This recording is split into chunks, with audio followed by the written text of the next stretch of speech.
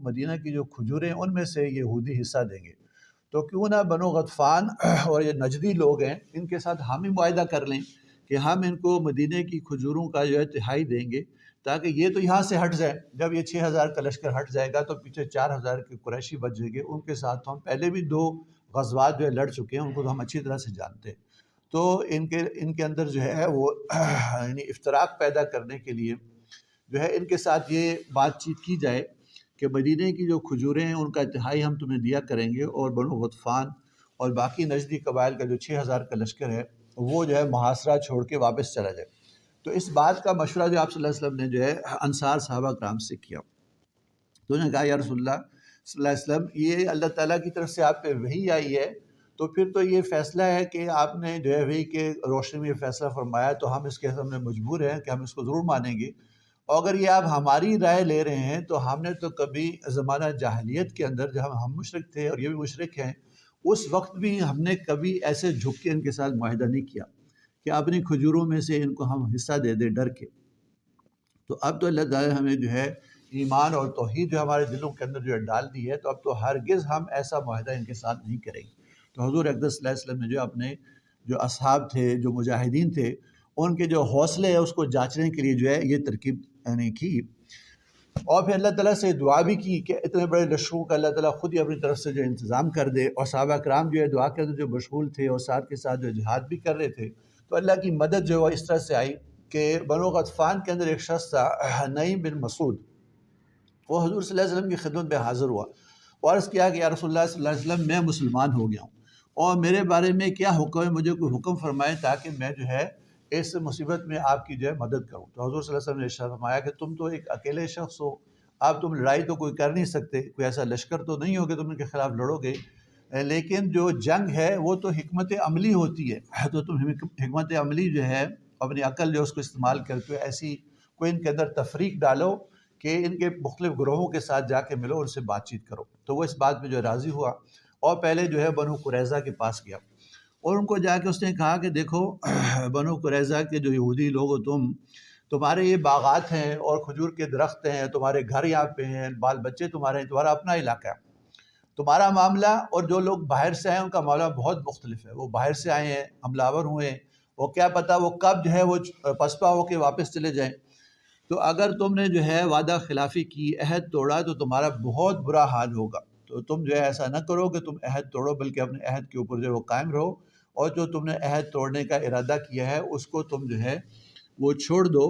اور یہ جو مشرکین تمہارے اوپر تمہارے ساتھ جو حمایت کی بات کر رہے ہیں، تو یہ بات ان کی سچی نہیں ہے، پتہ نہیں کب یہ جو واپس لوٹ جائیں۔ تم ایسا کرو کہ ان کے اندر سے جو ہے چند سرداروں کو یرغمال بناؤ، ان کو کہو کہ اپنے چند سردار جو ہمیں دے دو، کہ اس صورت میں کہ اگر تم جو ہے وہ محاصرہ چھوڑ کے چلے جاؤ اور ہماری مدد نہ کرو اور ہمیں اکیلا چھوڑ دو مدینے کے اندر، تو ہم ان سرداروں کو حضور اقدس صلی اللہ علیہ وسلم کے حوالے کر کے اپنی جان جو چھڑا سکیں۔ یہ بات کر کے وہ مشرکین کے پاس گیا اور ان کو جا کے یہ کہا کہ دیکھو جو یہودی ہیں انہیں ارادہ تو کیا تھا وعدہ خلافی کا، لیکن اب اپنے ارادے سے وہ پھر گئے ہیں، اور تمہارے پاس جو ہے اپنا وفد جو ہے بھیجیں گے کہ تم اپنے چند سرداروں کو ان کو دو تاکہ وہ اپنے پاس مال کے طور سے رکھیں، اور حضرت محمد صلی اللہ علیہ وسلم کو خوش کرنے کے لیے ان سرداروں کو آپ کے حوالے کریں، تاکہ جو انہیں عہد توڑا ہے، وعدہ خلافی کی ہے، اس کا جو ہے وہ یعنی مداوع ہو جائے۔ تو تم اپنے سرداروں کو یرغمال بنانے کے لیے ان کو ہرگز نہ دے رہا۔ تو اس طرح سے ان کو مشرکین کا جو ہے وہ ذہن بنایا اور ان کے اندر جو ہے وہ تفرقہ ڈالا۔ پھر جب بنو غطفان کے اندر گیا تو ان کو بھی ایسی بات کی یہودیوں کے خلاف۔ اب جب یہ باہر کے جو لشکر تھے انہیں بنو قریظہ سے یہ کہا کہ تم جو ہے اندر مدینے کے اندر سے حملہ آور ہو جو، ہم جو ہے باہر سے حملہ آور ہوتے ہیں، تو جو مدینے کے یہودی تھے انہوں نے کہا کہ تم اپنے سرداروں کو 10 لوگوں کو بھیجو جو ہمارے پاس جو ہے وہ یرغمال کے طور سے رہیں، تاکہ ہمیں یہ پتہ ہو کہ تم ہمیں جو ہے چھوڑ کے نہیں چلے جاؤ۔ تو ابن ان کو یہ بالکل یقین ہو گیا کہ وہ نعیم بن مسعود جو بات کہتا تھا وہ بالکل بات جو ہے صحیح ہے۔ تو ان کا آپس کے اندر جو اختلاف ہو گیا اور ان کے اندر کوئی اتحاد نہ ہو سکا کہ اندر سے جو ہے یہ یعنی بنو قریظہ کے لوگ جو ہے مسلمانوں پہ حملہ کریں وعدہ خلافی کر کے، عہد توڑ کے، اور باہر سے جو ہے مشرکین اور بنو غطفان جو حملہ آور ہوں۔ تو اسی طرح سے جو دور دور سے جو ہے وہ تیر پھینکنا اور ایک دوسرے کے اوپر جو ہے یعنی تیروں کے ذریعے سے، تیر اندازی کے ذریعے سے جو حملہ کرنا یہی جاری رہا، اور اس میں تقریباً 6 لوگ جو ہے مسلمانوں کے وہ شہید ہوئے، اور 10 لوگ جو ہے مشرکین کے وہ مارے گئے، یعنی کوئی بڑا جانی نقصان نہیں ہوا، صرف ایک طرح کی اعصابی جنگ تھی اور ایک طرح سے حکمت عملی کی جنگ تھی، جو حضور اقدس صلی اللہ علیہ وسلم نے جو ہے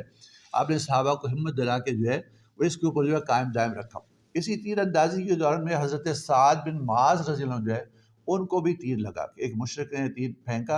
اور جو ان کے بازو میں لگا تو ان کے بازو کی جو بڑی رگ ہے وہ کٹ گئی، جس سے کہ بہت خون جو ہے وہ اس رگ کے کٹنے سے ان کے جسم کے اندر جو ہے وہ جمع ہو گیا اور بڑا کاری زخم تھا وہ۔ تو اس میں انہوں نے دعا کی کہ یا اللہ تو جانتا ہے کہ مجھے تیرے حبیب صلی اللہ علیہ وسلم کی مدد اور نصرت جہاد کے سلسلے میں بہت پسند ہے ان لوگوں کے خلاف جنہوں نے ان کو اپنے دیار سے یعنی مکہ مکرمہ سے نکالا اور ان کی مدد نہ کی، تو میں یہ چاہتا ہوں کہ ان کے خلاف اپنے تیرے حبیب صلی اللہ علیہ وسلم کی جو مدد میں لگا رہوں جب تک کہ ہم غالب نہ آ جائیں اور یہ جو قریش ہیں یہ مغلوب نہ ہو جائے، مشرکین جو ہے یہ مغلوب نہ ہو جائے۔ تو اگر تیرے ارادے میں یہ ہے کہ ان کا یہ حملہ جو ہے اس کے بعد کوئی بڑا حملہ نہ ہوگا تو اسی زخم کے اندر تو مجھے شہادت کی موت دے، اور اگر اس کے بعد بھی ان کے حملے ہونے ہیں تو مجھے باقی رکھ تاکہ میں تیرے حبیب صلی اللہ علیہ وسلم کی مدد کے لیے جو ہے وہ جہاد کرتا رہوں، اور بنو قریظہ جنہوں نے بد عہدی کی ہے ان کا انجام تو مجھے اپنی نگاہوں سے دکھا دے۔ تو یہ وہ دعا تھی جو انہوں نے کی کہ جو ان کی ہو بہو جو ہے وہ قبول ہوئی کہ جب یعنی بنو قریظہ کا مارکہ آگے ہوا تو اس کے بعد جو ہے ان کی دعا کا ظہور ہوا ہے، اس کا انشاءاللہ وہاں پہ جو ہے ذکر کریں گے۔ تو خیر یہ مارکہ جو ہے اس طرح سے محاصرہ وہ جاری رہا، پھر اللہ تعالیٰ کی یہ مدد آئی کہ یہ سردی کا موسم تھا اور تیز آندھی اور تیز ہوائیں جو ہیں چلی، جس سے کہ مشرکین کا جو لشکر تھا اس کے جو خیمے تھے وہ اکھڑ گئے، اور ان کی ہانڈیاں جو کھانا وغیرہ پکانے کے لیے اپنے لشکر کے جو چھڑائی تھی وہ الٹ گئیں،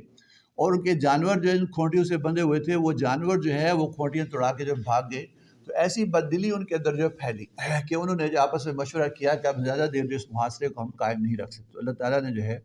اپنے غیبی لشکروں کے ذریعے سے جو ہے مسلمانوں کی جو ہے مدد فرمائی، اور حضرت حذیفہ بن یمان رضی اللہ عنہ جو حضور اقدس صلی اللہ علیہ وسلم کے رازدار بھی کہلاتے ہیں، حضور صلی اللہ علیہ وسلم نے ان کو فرمایا کہ تم جا کے جو ہے ان مشرکین کے ارادوں کا جو خبر لے کے آؤ۔ پہلی بات تو یہ کہ اس وقت اتنی سختی تھی کہ بار بار صلی اللہ علیہ وسلم نے ارشاد فرمایا کون ہے جو مشرکین کے لشکر کے اندر جائے اور جاسوسی کرے کہ ان کے کیا ارادے ہیں، تو کوئی بھی تیار نہ ہوا۔ تو 3 دفعہ آپ صلی اللہ علیہ وسلم نے جو پوچھا، تو پھر آپ صلی اللہ علیہ وسلم خود جو ہے حضرت حذیفہ بن یمان رضی اللہ عنہ کو فرمایا کہ تم جاؤ اور جا کے مشرکین کے لشکر کے اندر دیکھو کہ ان کے کیا ارادے ہیں۔ تو یہ فرماتے ہیں کہ ایک طرف تو یہ تھا کہ میں زمین کے اندر جو ہے وہ گڑھا کھود کے جو بیٹھا ہوا تھا کہ وہ ٹھنڈی ہوا کا اثر میرے اوپر نہ ہو۔ جب حضور اقدس صلی اللہ علیہ وسلم نے مجھے یہ حکم فرمایا تو میں کھڑا ہو گیا، اور میں ایسا چل رہا تھا جیسا کہ میں تنور کے اندر چل رہا ہوں، کہ میرے ارد گرد جو ٹھنڈی ہوا تھی اس سے اللہ تعالیٰ نے مجھے محفوظ کر دیا، اور میں مشرکین کے لشکر کے اندر پہنچا تو میں نے دیکھا کہ آگ کا الاؤ ہے، اس کے ارد گرد جو ہے بہت سارے لوگ جو جمع ہیں، جن کے اندر ابو سفیان جو ہے